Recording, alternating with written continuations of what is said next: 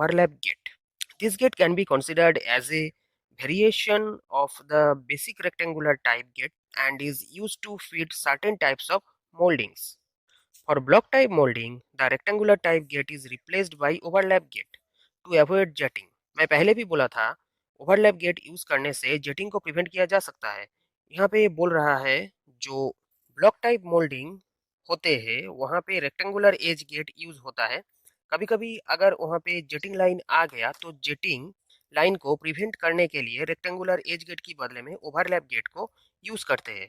This gate may be used for all the common molding materials apart from rigid PVC. ज़्यादातर overlap gate को हम automotive sector में use करते हैं। Car bumper जो manufacture होते हैं वहाँ पे ओवरलैप गेट बहुत यूज़ होता है। This is the image of overlap gate.